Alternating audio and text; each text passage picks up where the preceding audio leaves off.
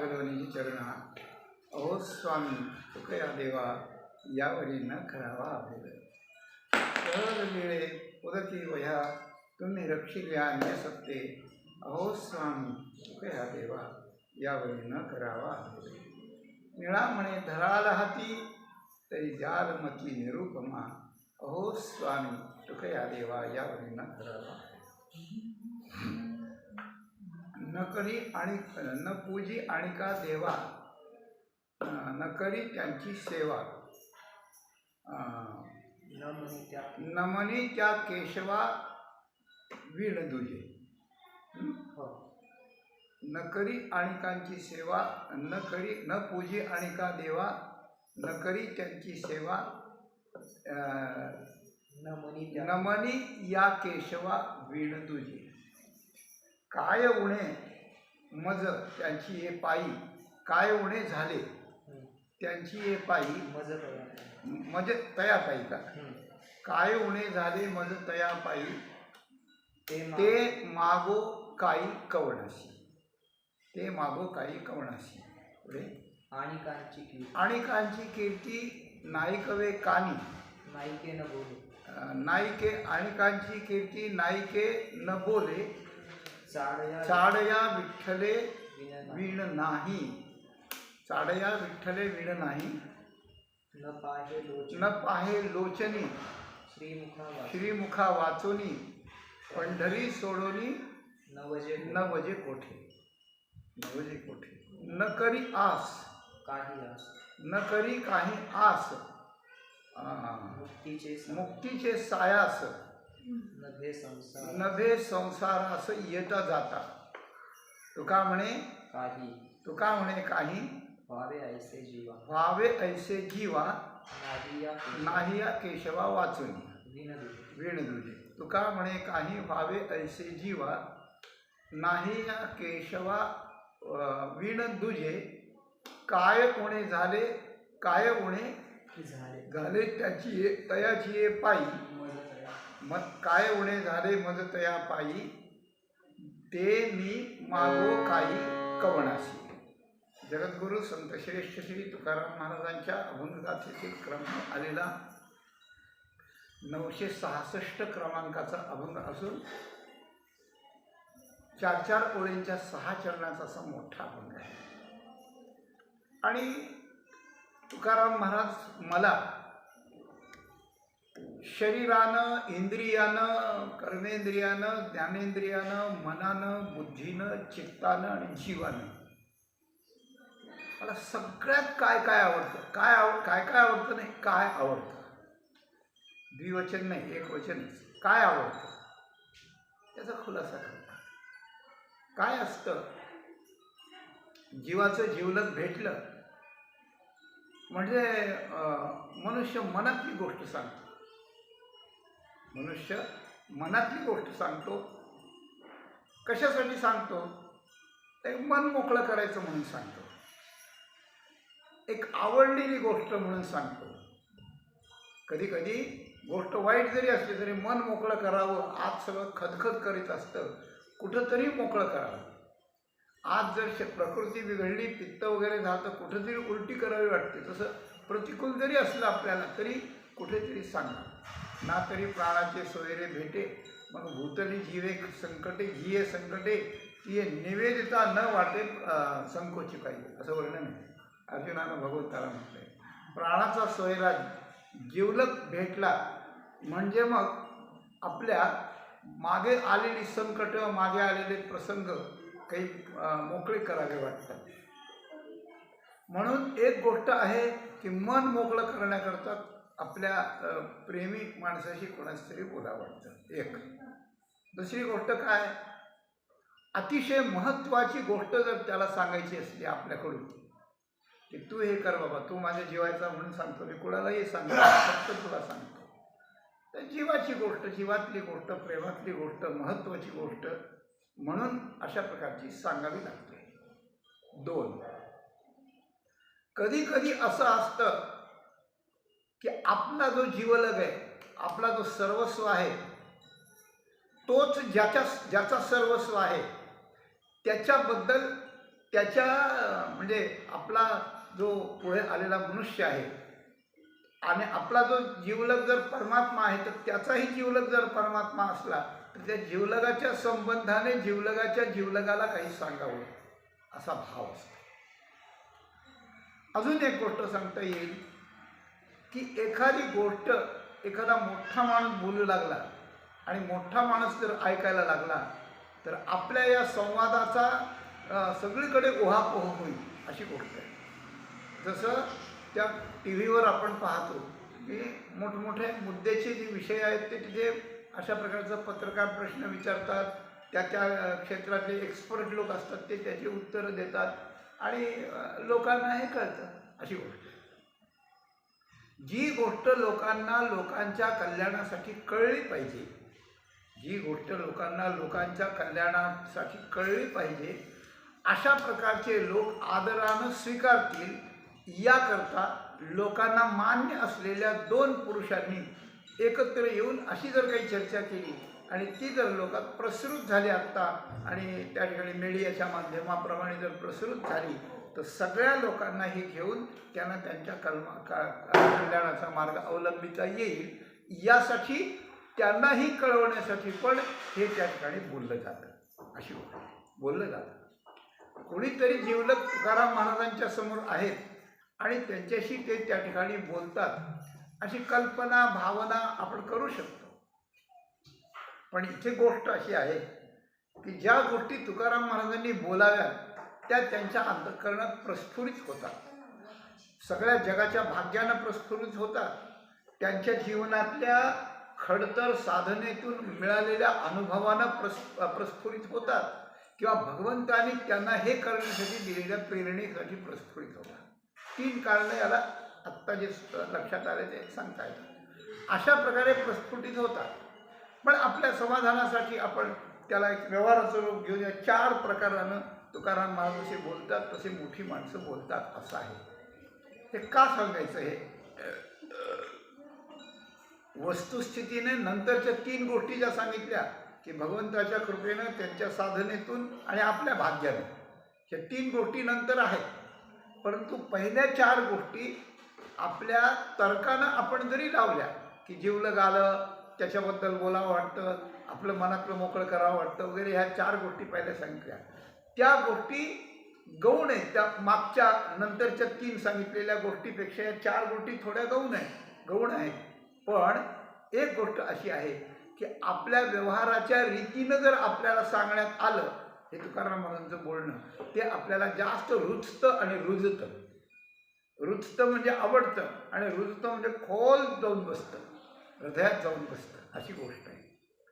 म्हणून तुकाराम महाराज सांगतात असंच समजा की आपणच त्यांच्या पुढे आहोत आणि त्यांना आपण विचारावं लागतं तुम्हाला काय आवडतं, तुम्हाला काय. मोठ्या माणसाला माणसं विचारतात. एखादी महत्त्वाची व्यक्ती मेन माणूस आपल्या घरी आलं म्हणजे काय आवडतं तुम्हाला, काय करायचं आज खायला जेवायला काय करायचं, हे जसं आहे तसं आवडीनिवडींचा विचार जसा असतो त्याप्रमाणे आपण जर तुकाराम महाराजांना विचारलं तर तुकाराम महाराज काय सांगणार आहेत हे आपण आपल्या अल्पमतीनं बघणार आहोत. आणि हे अल्पमतीनं जे आपण बघू तुकाराम महाराज सांगतात ते आपल्याकरता आपण किती सिरियसली घ्यावं, किती सातत्यानं वापरण्यासाठी घ्यावं याचा विचार आपल्याजवळ अशा प्रकारचा असला पाहिजे. काय असतं माणसाचं कल्याण आणि अकल्याण हे कशावर असतं? एक माणूस आहे, एक 2 भाऊ आहेत. एक भाऊ व्यसनी आहे, एक भाऊ कोणाला न आवडणार आहे, कोणी त्याला आवडत नाही असा आहे. त्यांनी सगळी प्रॉपर्टीची धुळधाळ करून टाकली, सगळा विनाश करून टाकला आणि अत्यंत कुठेतरी पिऊन गटारात कुठेतरी पडतोय अशी अवस्था त्याची झाली. आणि दुसरा त्याचा सहोदर आहे, ते एकाच आईच्या गर्भातून जन्माला आलेले आहेत. पण दुसरा मोठा होतो की सगळं जग त्याला हात जोडून उभं असतं, देव त्याच्या मागे पुढे उभा असतो, त्याचा संकल्प होईल ते त्याला प्राप्त होतं, त्याचा संकल्प ज्याच्याकरता होईल त्याला ते प्राप्त होतं. एवढी मोठी डिग्री त्याची. दोघे भाऊच आहेत पण एक खाली जातो एक वर जातो. तर याला कारण काय? जगात भिन्नता दिसते अशी. लोकांच्या दृष्टीनं. तर या भिन्नतेचा विचार केला तर आपण एक कारण सांगू की त्याच्या प्रारब्धाप्रमाणे माणूस कमी जास्त होतो. त्याचं प्रारब्ध फुटकं नशीब आहे तो खाली जातो आणि ज्याचं भाग्य उफाळून आलं त्याला काही पण मिळतं आणि तो मोठा मोठा होत जातो. ही गोष्ट जरी मान्य असली तरी गौण आहे, मुख्य मान्यतेची ही गोष्ट नाही, बरं का. दुसरी गोष्ट काय, मनुष्य मोठा लहान कशावरून होतो, तर मनुष्य मोठा लहान आपल्या कर्मावरून होतो. आपण जे कर्म आता आल्यावर करू, पूर्वीचं कर्म तर आहेच आहे, पण आता जे कर्म करू आपण त्यावरून आपण हे करू. मागच्या प्रारब्धावरून आपण मोठे लहान असतो हा एक भाग आहे, पण तो गौण भाग आहे. मागचं प्रारब्ध हीन असलं तरी आपल्या कर्तृत्वानं आपल्याला मोठं होता येतं आपल्या कर्मानं. तर आपल्या कर्मामुळे आपण मोठे किंवा लहान होतो हे दुसरं कारण आहे. तिसरं कारण काय आहे, तिसरं कारण आहे की आपण आपल्या संगतीनं आणि चिंतनानं त्या ठिकाणी मोठे लहान. आपण संगती कोणाची करतो आहोत, कोणाच्या बरोबर जातो, कोणाला योग्य मानतो. आणि सगळ्यात मोठी गोष्ट आहे की आपण आपला स्वभाव काय आहे, म्हणजे आपली आवड निवड काय, आपल्याला आवडतं काय त्याच्यावरून आपण मोठी किंवा लहान अशी गोष्ट आहे. आपल्याला जर देवाचं तीर्थ आणि प्रसाद प्राणापेक्षा आवडत असेल तर आपल्या इतकं मोठं कोणीच नाही आहे, भविष्यात म्हणा आता म्हणा. आणि आपल्याला काही खायला काही प्यायला किती खायला किती कुठे कसंही आणि काही खायला प्यायला काही वागायला कसंही आपल्याला जर आवडत असेल तर आपल्यासारखा हलका कोणी नाही. म्हणून मनुष्याच्या आवडीनिवडीवरून मनुष्य ठरतो, मोठेपण ठरतो.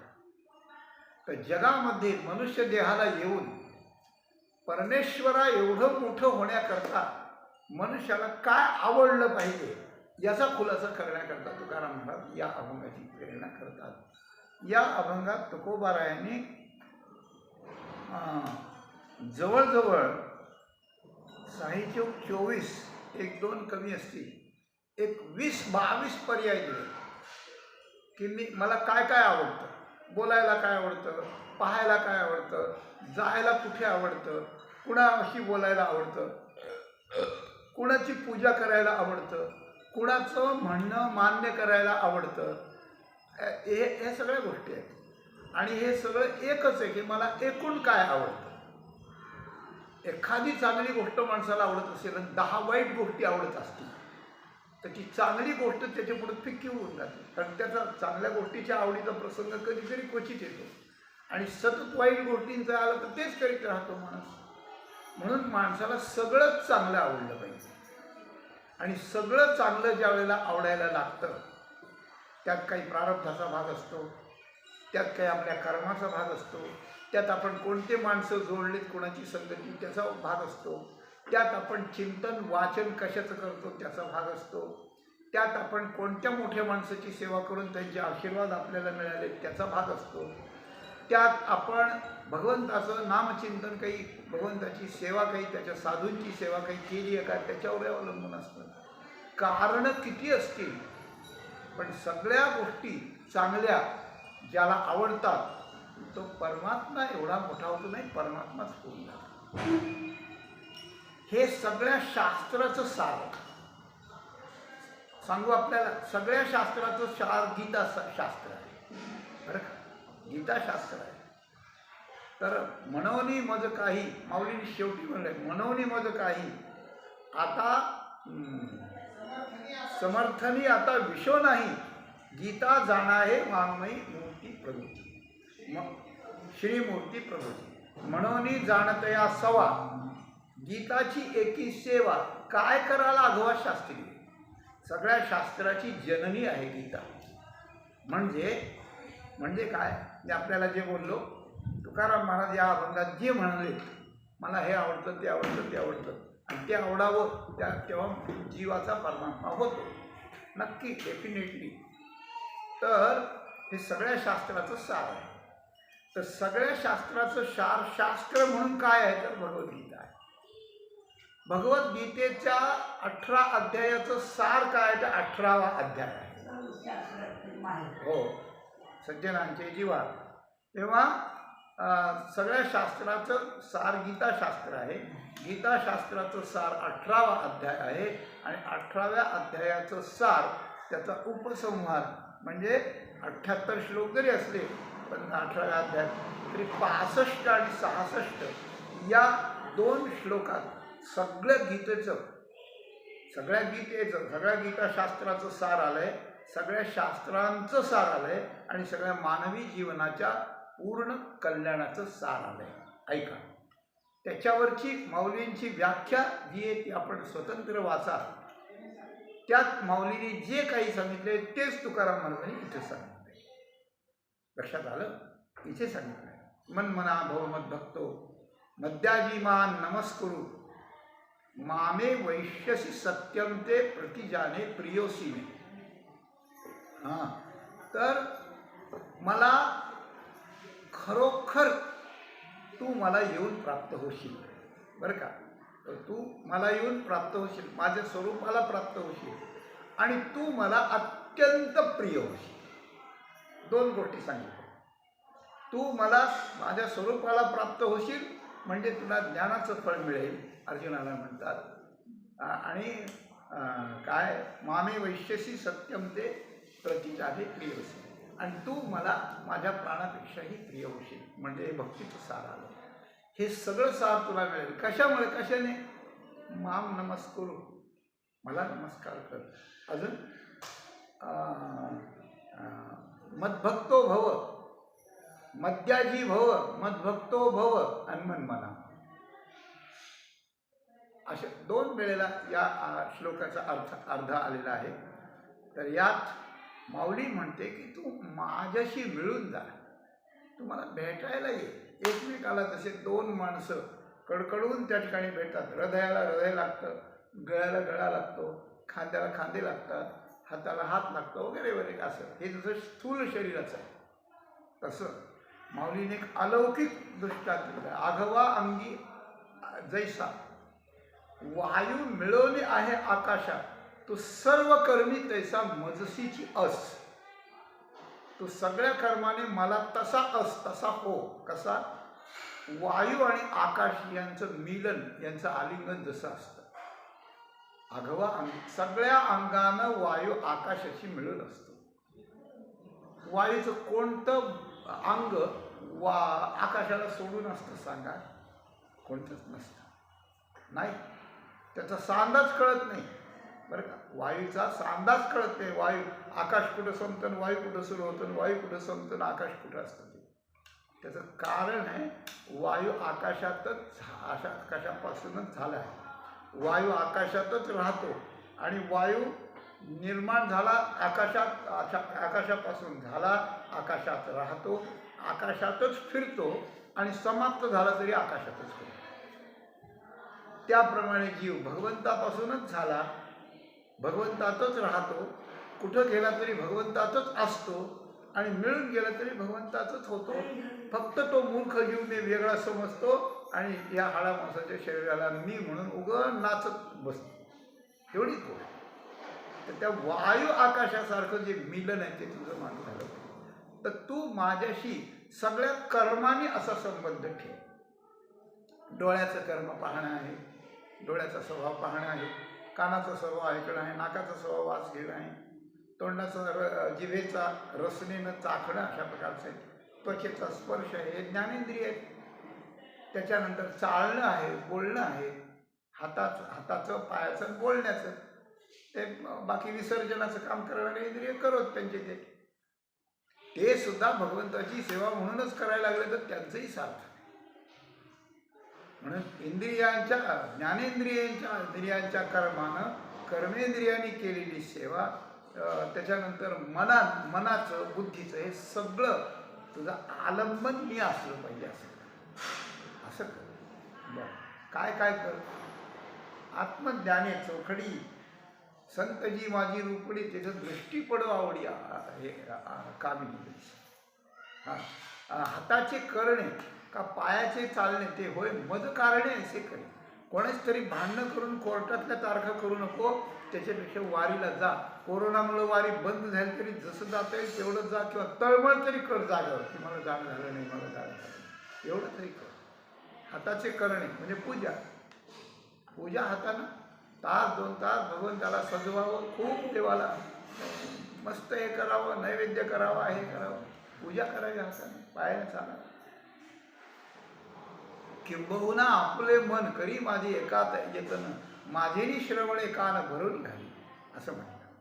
डोळ्याने माझ्या संतांच्याकडे, माझ्या मूर्तीकडे पहा, कान माझ्या कीर्तीच्या श्रवण भरून अशा प्रकारचं घाल. जसे त्या यानं कोणी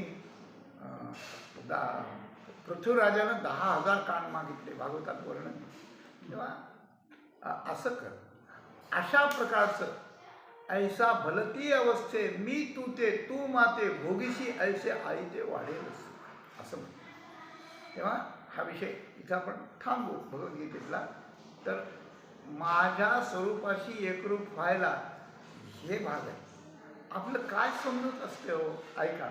आपली समजूत अशी असते की सगळं सोडायचं, वनात जायचं, ध्रुवासारखं जायचं, मग तिथं बसायचं, खडतर तपश्चर्या करायची. काय बाबा, आपल्याला ते काही माहिती नाही, आपल्याला ते काही यायचं नाही, एवढी काही आपली हिंमत नाही, आता काही परिस्थिती नाही तशी. आपलं बरं आहे, प्रपंच जसं होईल तसं होईल, तिथं जाणं होईल तसं जाणं. नाही, सांगा. भगवद्गीतेनं मनमना बहुमत बघतो, आत्ता आपण बोललेलं जे सांगितलं आहे, तुकाराम अजून यात सांगितले, कुठं जावं लागतंय सोडून? याच्यात कशाचं त्याग करावं लागतं? काहीच करावं लागत. फक्त मनातून आवड धरायची, बुद्धी तत्स्वरूप बनवायची, वाणी त्याला वेचायची, कान त्याचं ऐकायचं, हे एवढंच आहे. एक विषय तो सगळ्यांचा हरी त्याच्या आवडीने. गोपी कुठे गेल्या होत्या? रानात जात होत्या, पण अशा वनात गेल्या होत्या सोडून?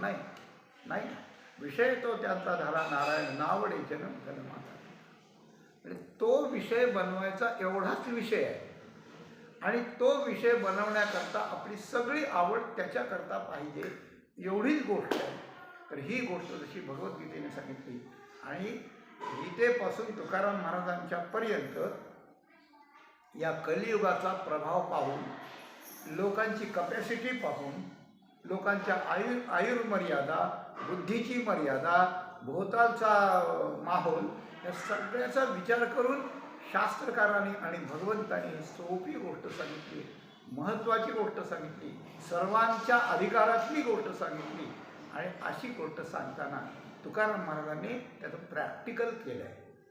भगवद्गीतेनं अर्जुनाच्या रथावर बसून भगवंतांनी सांगितलं, त्यानं ऐकलं आणि सगळीकडं ते झालं, ही गोष्ट खरी झाली. पण हे भगवंतानं सांगितलेलं कसं करावं लागतं नेमकं, हे तुकाराम महाराजांनी प्रॅक्टिकली आपलं जीवन, तुकाराम महाराजांनी त्यांचं जीवन आपल्यापुढं उभं केलं आहे. आपल्यापुढं उभं केलं.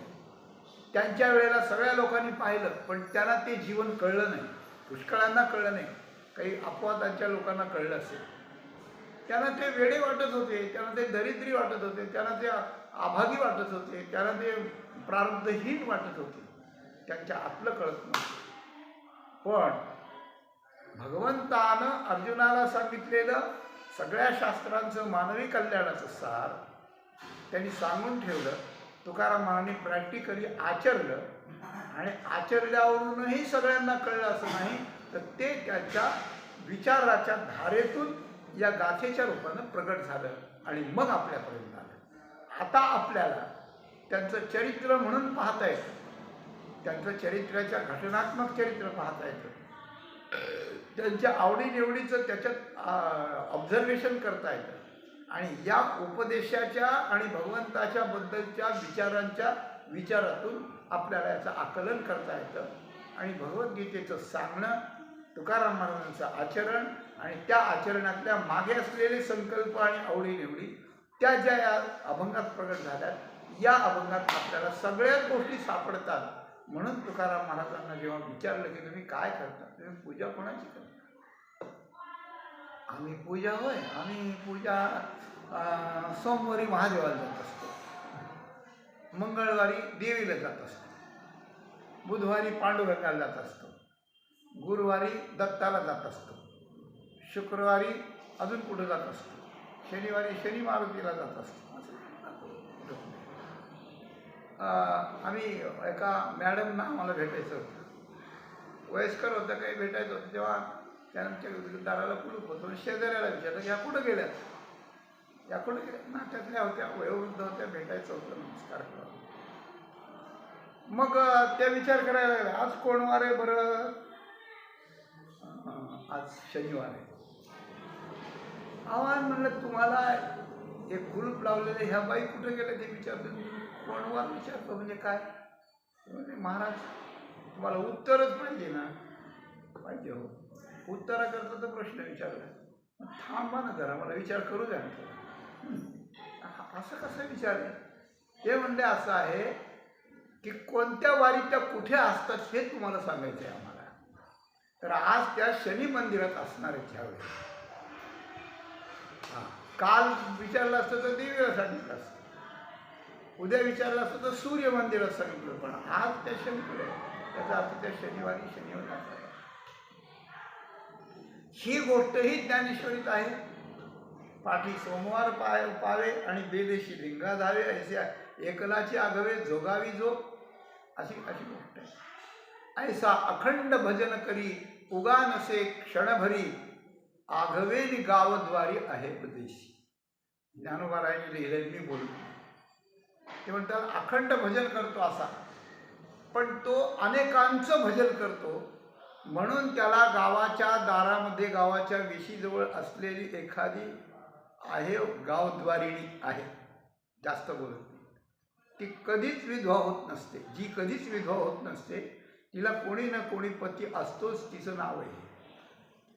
इतकी खालची अवस्था आहे. सांगण्याचं तात्पर्य असं की एक निष्ठा जर नसेल तर ज्याप्रमाणे सौभाग्यवती स्त्रीची अवस्था होते एक निष्ठा नसल्यावर, त्याचप्रमाणे एक निष्ठा भक्तीची नसल्यावर भक्ताची अवस्था होते. म्हणून एक निष्ठा पाहिजे. तर ही एक निष्ठा तुकाराम महाराजांनी स्वतःची सांगितली आहे. तर ते म्हणतात, न पूजी आणिका देवा, मी आणखी कोणत्याच देवाची पूजा करीत नाही. मी एक देव सोडून दुसऱ्या देवाची पूजा करीत नाही. मग दुसरे देव तर रागावत असतील, ती एकाचीच पूजा करतो, आम्हाला डुंकून बघत नाही. नाही नाही, तसं नाही, तसं नाही. ते भगवान श्रीकृष्णांच्या लीला सांगताना हरिवंशात किंवा कुठेतरी आलेली कथा आहे. काय झालं की गणपतीला नमस केला यशोदा मातेने, खोड्या करतो कृष्ण माझा, याला खोड्या राहू दे याच्यात. ठीक आहे, गणपतीला यश द्यायचं म्हणून भगवंतांनी खोडी बंद केली. एक मास खोडी नाही केली, देवे नाही केली, प्रचिती आलं यशोदेशी. मग त्याला चांगला अंगारकी चतुर्थी आली, पुढे तेव्हा चांगला 1000 लाडूचा नैवेद्य केला. ते 1000 लाडू जेव्हा पुढे ते कन्हैया लाडू मागायला लागला, कन्हैया लाडू मागायला लागला. मग आई काही द्यायला तयार नाही. गणपती सोडून तुला लाडू आधी कसे, नंतर खा ना, तुला काय खायचं, तुझेच सगळे. नंतर हटून हट्ट घेऊन बसली. मग ते पूजेतलं काही साहित्य उदबत्ती राहिली ती आणायला गेली आणि भगवंतानं मोठं तोंड पसरलं, सगळेचे सगळे लाडू घट्ट करून टाकले. आणि गणपतीला सांगितलं, बघा बघा सांगताल माझी आई, आता काय करा. त्यावेळी यशोदा माता आली, लाडू काय झाले म्हणजे याने खाल्ले ना, तर त्याला द्यायचे होते ना. तो आला, हा नाही पण दुसरा गणपती त्या उंदरावर बसून आला. त्याचा उंदीर हत्ती एवढा होता, तो त्याच्यापेक्षा मोठा होता आणि अशी सोंड खूप असली खाली. गेला, अरे अरे माझी आई रातभर. तो मोठे डोळे करून म्हणला, बघ आरडाओरडा करू नकोस, चूप बस, नाही का मार दे. खाऊन गेला आई. आईला त्याचं बोलणंही खरे वाटले ना, आणि काय झालं तेही कळेना. आणि इतक्या महिन्याचा नवस केलेला तो आता ऐन वेळेस गेला. आता पुढं कुठं करीत बसू. ती कपाळाला हात लावून सुन्न बसली. भगवंताला तयार. आणि भगवान म्हणाले की आई तू काळजी का करते, तू याला विचार ना, याला विचार ना कोणी खाल्ले, तो सांगेल तुला. आणि त्याला मोठे डोळे केले आणि जर खरं सांगितलं तर माझी तुमची गाठ आहे. आता काय करावं. यशोदा माता त्याच्याकडे पाहते आणि गणपती प्रगट झाले.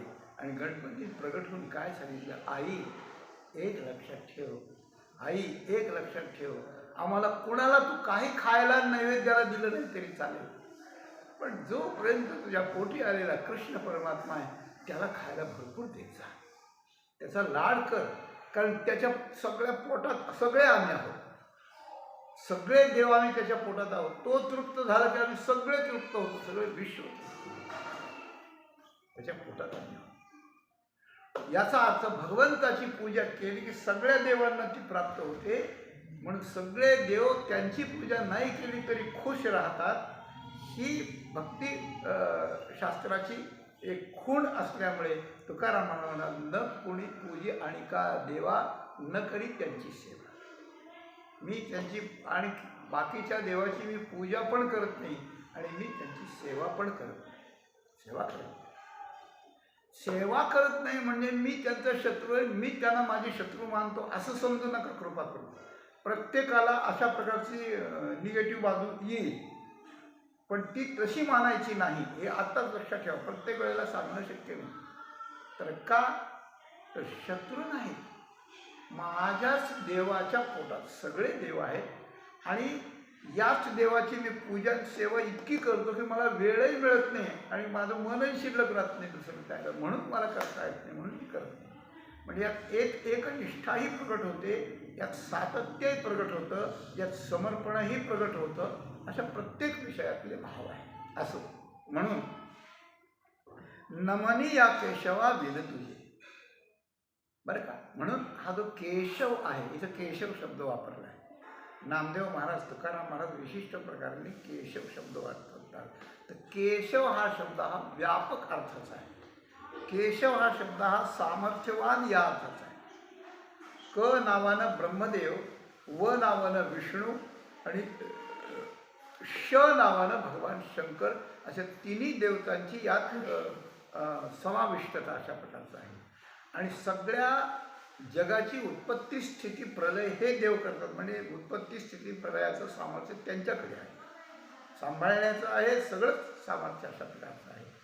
आणि या केशवालाच केशव माधव किंवा केशव नारायण माधव गोविंद हे एकाचीच नाव आहे, एकाचीच नाव आहे. म्हणजे केशव नावानं परमात्माच आहे. अनेक अभंगात नामदेव महाराजांच्या आणि तुकाराम महाराजांच्या पांडुरंगाशी बोलताना केशवा काय, सकळ देवाधिदेवा, पुढं काय, कृपाळवाजी केशवा, महानंदा महानुभवा सदाशिवा सहजरूपा, आणि शेवटी बाळरांगणा बाळकृष्ण. मग बाळकृष्ण आणि केशव एक आहे का नाही, एकच आहे, प्रश्न नाही आहे. म्हणून अशा प्रकारच्या केशवा वाचून दुसरं मी काही न मानी असा अर्थ करा. मी दुसरं काहीच मानत नाही. दुसरे आहेत आणि ते सामान्य आहेत आणि माझा परमात्मा मोठा आहे, भेद नाही, सगळे केशवच आहेत. म्हणून या केशवावी, या केशवावी. आणि हे केशवाचं जे केंद्र आहे ते विजयवर उभा असलेल्या तुकाराम महाराज विषयावर उभा असलेल्या पांडुरंग हे क्षेत्र हे आहे, केंद्र आहे. म्हणून न पूजे आणि का देवा, न करी त्यांची सेवा, नमनी या केशवा, याच्याशिवाय दुसरं मला काही कळत, दुसरं मला काही कळत. ज्याला खूपच कळतं असं इकडचं तिकडचं, त्याचं सगळं अर्धवट असतं. आणि ज्याला एकच कळतं आणि ते महत्त्वाचं असतं, तर त्यात सगळं कळल्यासारखं होतं. एक जाणलं की सगळं जाणल्यासारखं होतं, एक कळवून घेतलं की सगळं कळल्यासारखं होतं, एक मिळलं की सगळं मिळाल्यासारखं होतं. ही परमार्थाची खूबी आहे, बरं. एकेची ठाई बैसला तरी सर्वत्र तोची गेला असं म्हणतात. तेने न पाहता सर्व देखिले, न करिता सर्व केले, न भोगिता भोगिले भोग्यता. एकेची ठाई बैसला तरी सर्वत्र तोची गेला, हे असं विश्व झाला अंगी. परमात्मा जाणण्याची ही खूण आहे. हे 9 प्रकार त्या ठिकाणी सांगितले असो, तेव्हा त्याच्या वाचून मला काही त्या ठिकाणी कळत नाही अशी गोष्ट आहे. त्याचं कारण आहे काय, अहो आम्हाला 50 देवाची पूजा करूनही आम्हाला कमी पडतं. याला हे मागावं, त्याला ते मागावं, त्याला ते मागावं, त्याला ते मागावं, अशी गोष्ट आहे. एखादा माणूस भिक्षेला गेला, घरात 10-5 माणसं असले आणि आला, म्हणजे खूप वेळ झाला दुपार, म्हणे काय इतका वेळ असतो का कुठं, लवकर यायला काय झालं, म्हणे भिक्षा मिळाल्याशिवाय काय करावं, म्हणे एकालाच जास्ती द्या जास्ती द्या. नाही, जे देईल ते देईल. 50 घरं फिरायचे आणि 5 माणसं इतकं आणायचं, हे असं असतं. तुमचं आमचं असं चाललंय. तुकाराम महाराज म्हणाले की मी फक्त एकाचेच पाय धरले आहेत, तर मला सगळं मिळेल, मला काहीच कोणी नाही. काय कोणी झाले त्याची पायी, काय कोणी झाले त्या माझ्यापाशी काय नाही. तुकाराम महाराजांच्या पाशी उणं आहे की नाही हे दुसऱ्याने कोणी नाही ठरवायचं, हे त्यांची त्यांना विचारायचं. अशी गोष्ट आहे. दुसरे म्हणतील, बायको म्हणते घरात काही नाही, मुलं म्हणतात आज जेवायला काही नाही, हे म्हणतात मला काय उणं झालं, आता काय करायचं. आणि ते राजाचा आलेला नजराणा माघारी पाठवतात, बरं का, माघारी पाठवतात. जे रिद्धी सिद्धी आलं तर त्यांना पंचक्रोशीच्या बाहेर जा म्हणतात. कामधरी घरी परी नाही भाकरी भक्षावया. इकडे असं दिसतं पण तिकडं तसं आहे. हे संपन्नतेचं आणि संतुष्टतेचं लक्षण, समृद्धीचं आणि संतुष्टीचं लक्षण आहे. म्हणून तुकाराम महाराजांचं बोलणं आपल्या वाटण्यापेक्षा त्यांचं बोलणं खरं आहे. काय उणे झाले त्याशी हे पाहिजे. हां, ते मागो काही कवणाशी, त्याला त्याच्याकडं मला जर उणं झालं असतं तर मग त्याच्याजवळ ते नाही, किंवा माझ्या सेवेनं तो प्रसन्न होत नसल्यामुळे त्याच्याजवळ असून तो मला देत नाही. काही समजा त्याच्याजवळ नाही आता द्यायला, किंवा त्याच्याजवळ असूनही तो मला योग्य न समजल्यामुळे देत नाही, त्याला ते त्याच्याकरता पाहिजे आहे, असं जर काही असतं तर मी कुणाला काही मागण्याचा प्रश्न आला असता. पण मला जेवढं पाहिजे त्याच्या 1000 लाख कोटी असंख्य पटीनं त्याच्याकडे आहे. आता मला त्याच्या आणि मी त्याचा, मला तो जसा आवडता तसं मी त्याला आवडता असल्यामुळे माझ्याकरता तो वंचनही करून ठेवत नाही, सगळं द्यायला तयार आहे, पण मीच घेत नाही. आता मला त्याची पाहिजे काय वाटतं आहे सांगा. ते मी कवणाशी, मग ते मी मागो कवणाशी. कुणाला मागणार नाही, कुणाला मागायची गरज नाही. म्हणून काय करतो मी, हो साहेब, जे सगळं करतो ते त्याच्या करताच मी करतो. दुसऱ्याची पूजा करीत नाही, दुसऱ्याची सेवा करीत नाही, त्याच्या वाचून काही मानित नाही. 3 गोष्टी सांगितल्या अगोदर. 4थी गोष्ट सांगितली की त्याच्याजवळ कमी नसल्यामुळे मी दुसऱ्याला मागत नाही, म्हणजे मागायचं झालं तर त्यालाच मागतो. 4 गोष्टी झाल्या आतापर्यंत. आणखी काही गोष्टी सांगितल्या. अनेकांची स्तुती काय नायिके न बोले. दुसऱ्या कोणाची स्तुती कोणी केली तर मी ऐकत नाही, कारण मला माहिती आहे की माझ्या भगवंताची स्तुती, भगवान जसं स्तुतीला योग्य आहे तसं कुणी स्तुतीला योग्य नाही. मग अयोग्य माणसाची स्तुती म्हणजे खोटं ऐकून मला कशाला दोष घेऊ मी. म्हणून कोणाची स्तुती कोणी केली तर मी ऐकत नाही आणि न बोले. इतरांच्या स्तुतीबद्दल किंवा इतराबद्दल मी काही बोलतच नाही. स्तुती नाही, निंदा नाही, काहीच बोलत नाही दुसऱ्याकडे. बोलण्याची नाही आता देवावी. याच्या 2 गोष्टी सांगितल्या. 6 गोष्टी झाल्या बरं. पहिल्या 4, पहिल्या चरणात 3, दुसऱ्या चरणात 1 आणि ह्या 2 सांगितल्या. अनेकांची स्तुती नायिके, अनेकांची कीर्ती नायिके न बोले. काय हा या विठ्ठले, काय या विठ्ठले नाही, चाड या विठ्ठले. मला दुसऱ्या कोणाची चाड नाही, म्हणजे आवश्यकताच वाटत नाही. आवश्यकता ज्याची चाड म्हणजे काय, तर चाड म्हणजे आवश्यकता. अरे तुला तुझ्या आबरूची चाड आहे की नाही असं म्हणतात. अरे तुला पैशाची चाड आहे की नाही. अरे तुझी मुलगी त्या ठिकाणी दिली आहे, मुलगी नांदण्याची चाड आहे की नाही. चाड म्हणजे आवश्यकता, चाड म्हणजे गरज. वस्तुस्थितीनं व्यवहार चालण्याकरता एक गरज शब्द वापरला जातो आणि त्याचं आपल्याला किती महत्त्व वाटून आपण ते महत्त्वानं घेतो याच्यावर एक असतं. ज्ञानदेव हुसेन निवृत्तीची चाळ गगनाहुनी वाढ नाम आहे. याची गरज काय आहे? ज्ञानेश्वर महाराज विचारतात. हा भगवंताला विचारतात की या नामाची गरज काय आहे, कसं आहे हे नाम, या नामाने काय. तर निवृत्तीनाथांनी सांगितलं गगनाहुनी वाढ नाम आहे.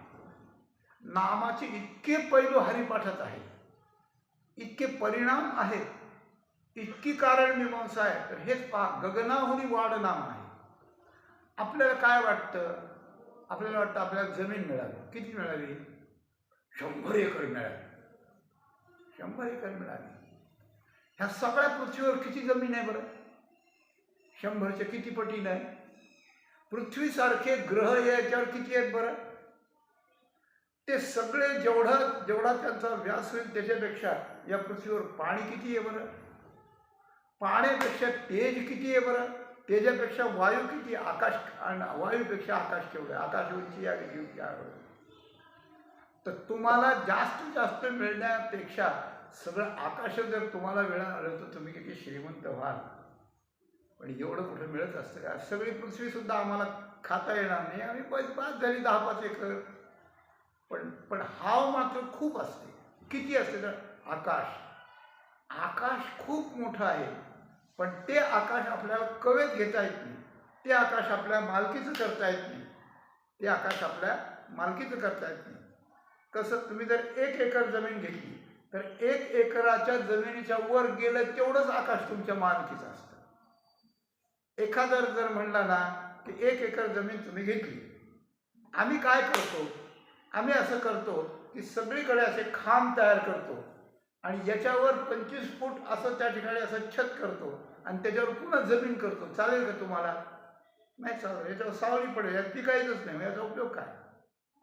म्हणून जेवढी जमीन आपली तेवढ्याचं आकाश आपलं, हे जसं आपण म्हणतो आणि मग म्हणतो की इथं चांगलं मोकळं आहे. आता काही नाही. तर अशा प्रकारचं सगळं आकाश, त्याची किंमत जेवढी होईल, त्याचा व्यास जेवढा होईल, त्याच्यापेक्षा भगवंताचं नाम तुम्हाला आकाशापेक्षाही मोठं करून दाखवेल. एक परमात्माच आहे फक्त, जे आकाशाहुनी वाढ, ते आकाशाहुनी वाढ, मेरूची आकाशाची वाढ, अव्यक्ताची पैलकड, जे भेटल या अपाड पाड पडोली, अशा प्रकारचं ते आकाशाहून वाढ. म्हणजे तसं भगवंताचं स्वरूप, तसं हे नाम आहे, तसं नाम आहे. तर कशानं विचारावं? चाडेनं विचारावं. किंबहुना भवा विहायात आणि साचे चाड आखी जरी मिया तरी तुम्ही उपपत्ती या जतन केली. अर्जुनाला एक अंडरलाईन करून सांगितलं भगवंतानं की तुम्ही जर भवा विहाया, या भवाला जर तुम्ही भीत असताल, म्हणजे जन्म मृत्यूचं जर तुम्हाला भय वाटत असेल आणि ते भय त्या भयाचा नाश करण्याकरता साचे चाडाची जरी मिया, खरोखर जर तुम्हाला माझी चाड असली, माझी गरज असली, जन्ममरणाच्या संसाराला भिवून त्याच्यातून सुटण्याकरता आणि माझी प्राप्ती होण्याकरता तुम्हाला खरोखरच जर माझी चाड असली तर मी भगवद्गीतेच्या 9व्या अध्यायात जे सांगितले ते बारकावेनं पाहून त्याप्रमाणे करा, म्हणजे ते तुम्हाला मिळेल. तात्पर्य असं की विठ्ठलाच्या विना मला दुसऱ्या कोणाची चाड नाही, म्हणजे गरज नाही, आवश्यकता नाही, अशी गोष्ट आहे.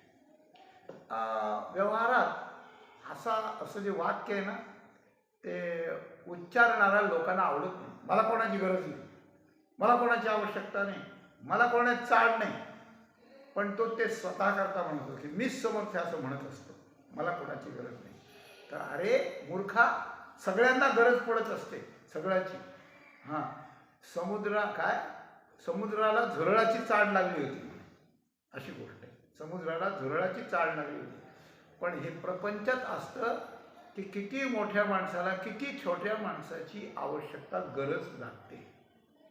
एखाद्या वाघाला, मोठ्या वाघाला तो जर जाळीत सापडला तर उंदीर असतात तो त्याचा मित्र झाला तर जाळ कुरतडून तो वाघाला सोडू शकतो, अशी गोष्ट आहे.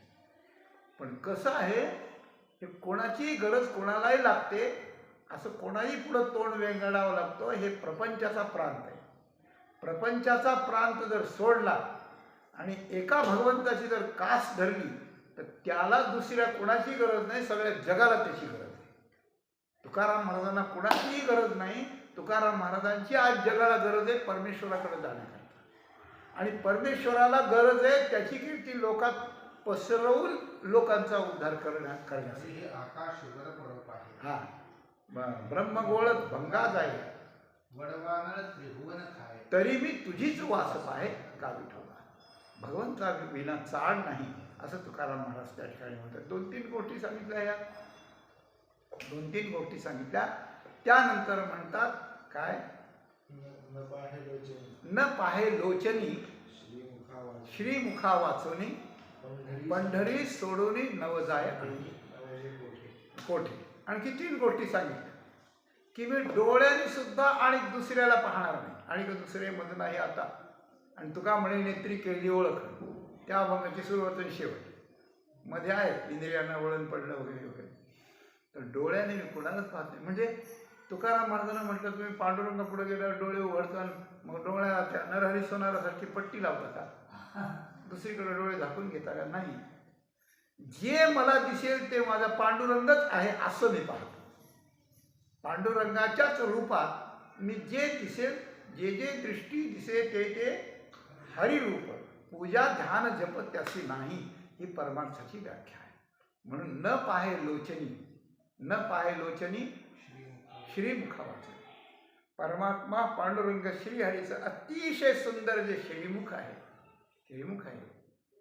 कोटी सूर्यांनी झळाळत असलेला मुकुट वर त्या ठिकाणी झळकतो आहे. विस्तीर्ण कपाळावर केशरी तिलक आहे. दोन्ही बाजूला अशा प्रकारचा कुरळ्या कुरळ्या काळ्या भोर निळसर अशा प्रकारच्या केसांच्या बटा विशिष्ट प्रकारानं त्या ठिकाणी बसवलेल्या आहेत. त्यातली एखादी बटा वाऱ्यावर खेळते आहे. कमल नयन भगवंताचे आहे. सरळ नासिक आहे. हिऱ्यासारखे पंक्तीसारखे कुंद कळ्यासारखे दात आहेत.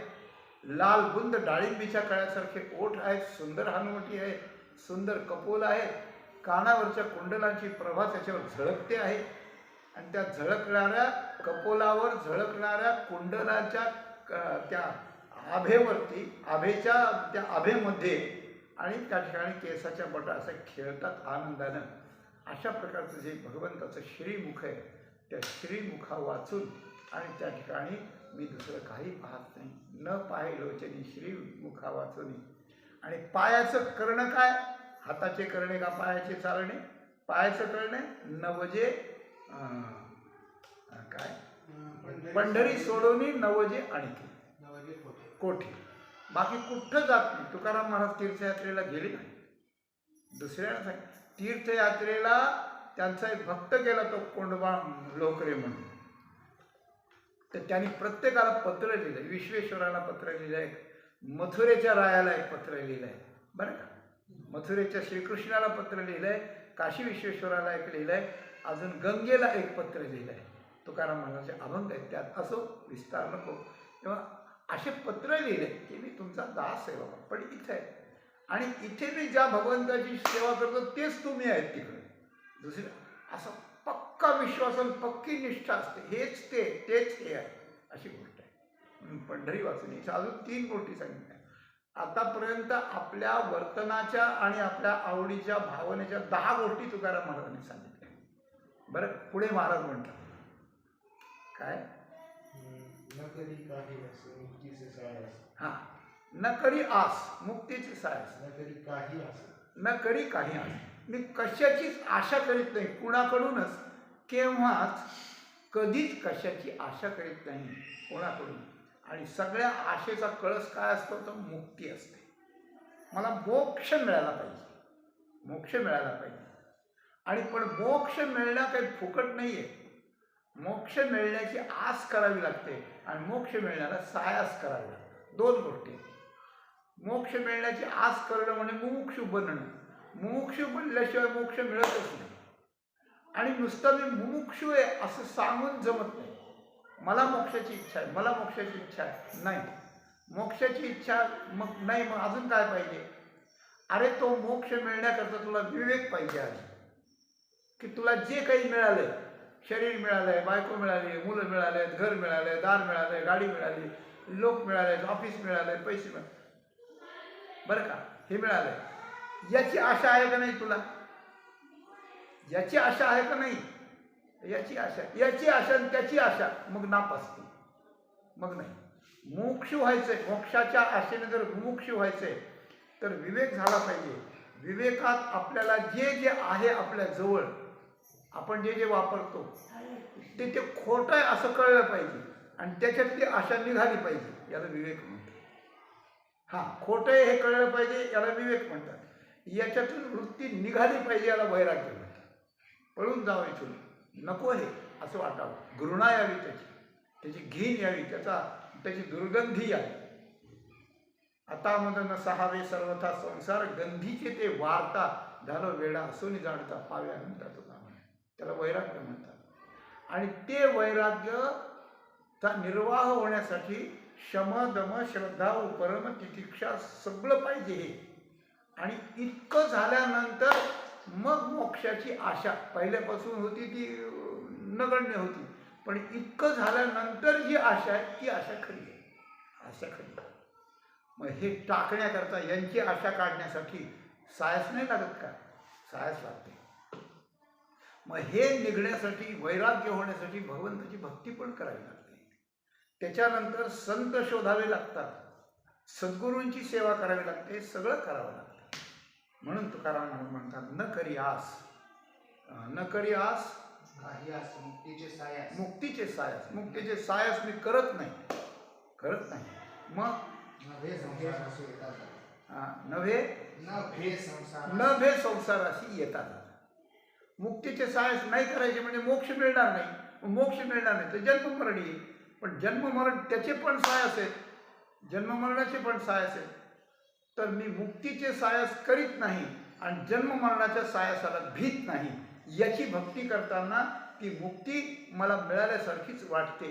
अशा प्रकारच्या पुन्हा 3 गोष्टी सांगितल्या, 13 गोष्टी सांगितल्या. आणि शेवटी महाराज म्हणाले, तुका म्हणे मज काही व्हावे, तुका म्हणे काही व्हावे ऐसे जीवा, तुका म्हणे काही व्हावे ऐसे जीवा, नाही या केशवा विनंती. माणी नाही केशवाय.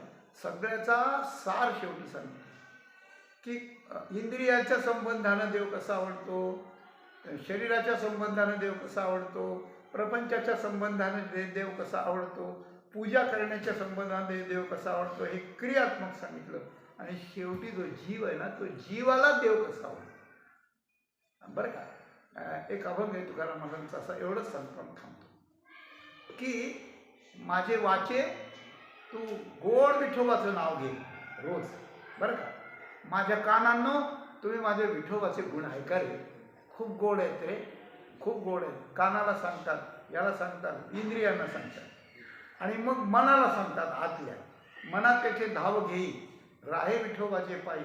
आणि शेवटी म्हणतात, तुका म्हणे जीवा नको सोडू या केशव. त्या जीवाचा सोयरा केशव आहे. हे मन बुद्धी आगांतक आलेले तर जाणारे आहेत, आगमापायी आहेत, पण तो आहे. म्हणून तिथं सगळ्यांचं सार केशव शब्द पहिल्यांदी वापरला, पहिल्या चरणात, शेवटच्या चरणातही वापरला की तुका म्हणे काही व्हावे असे जीवा, न लगे केशवा नाही या केशवा बिन दुजे. केशवा वाचून दुसरं काही मला प्राप्त व्हावं असं माझ्या जीवाला वाटत नाही. म्हणून या जीवानं मनाला, बुद्धीला, इंद्रियांना सांगून त्यांचे सगळे व्यवहार या केशवाची संबंधित, भक्तीच्या संबंधित बनविले. आणि म्हणून मला दुसऱ्यांची चाड अशा प्रकारचं नाही. अशा 14 गोष्टी सांगितल्या तुकाराम महाराजांनी. म्हणजे सर्व बाजूनी भगवंताची आवड कशी असते, सर्व बाजूनी भगवंताची सेवा कशी असते, सर्व बाजूनी भगवंताची भक्ती कशी असते, आणि सर्व बाजूनी आपलं जीवन देवाच्या जीवनाला जोडणं, ज्ञान, भक्ती, वैराग्य सगळं त्यात आलं. हे सर्व बाजूनी कसं असतं हे 14 प्रकारांनी सांगितलं. तसे काय आहे, रामाने जसा 14 वर्ष वनवास केला ना, त्याप्रमाणे माणसाच्या शरीरात 14 गोष्टी महत्त्वाच्या आहेत. 5 कर्मेंद्रिय आहेत, 5 ज्ञानेंद्रिय आहेत आणि अंतःकरण चतुष्ट आहे, मन, बुद्धी, चित्त आणि अहंकार. हे 4, 5 कर्मेंद्रिय, 5 ज्ञानेंद्रिय, हे 14 आहेत. त्या 14 वृत्ती आहेत. मनाच्या या 14 वृत्तीने जर भगवंताला विषय केला तर भगवान मनालाच आपल्यात ओढून घेतो आणि मनच भगवंत रूप अशा प्रकारचं होतं. यातली एक वृत्ती जरी बाजूला राहिली तरी पण त्या ठिकाणी त्यात प्रतिबंध येतो. म्हणून या 14 गोष्टी महाराजांनी सांगितल्या आणि 14 वृत्तींचं आलंबन परमात्मा असावा. आणि असं जर आपल्याला आपल्या व्यवहारात असताना सगळीकडे जर आपल्याला करता आलं तर आपल्यासारखा भाग्यवान आपण नाही. म्हणून तुकाराम महाराजांच्या या भक्तिशास्त्राच्या भगवंताच्या आज्ञेप्रमाणे प्रॅक्टिकली ही भक्तीचा प्रकार तुकाराम महाराजांनी जो स्वतःचा सांगितला त्याचा अवलंब करून त्याप्रमाणे आपली भक्ती आणि आपलं जीवन बनवून आपली जीवनयात्रा सफल करावी हा तुकाराम महाराजांचा संदेश आपल्यापुढे ठेवून झालेली सेवा प्रभूंच्या आणि माऊलींच्या चरणी समर्पण करून आपण इथेच त्या ठिकाणी थांबूया. तुका म्हणे काही पारेशे जीवा, तुका म्हणे काही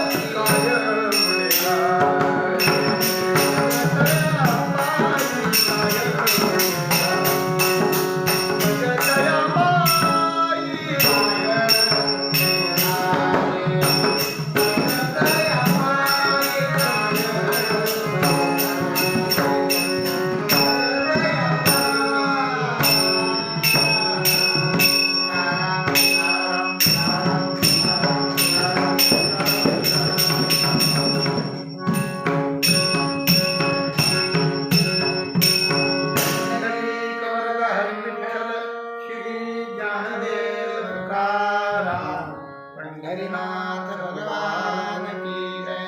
माऊली ज्ञानेश्वर महाराज की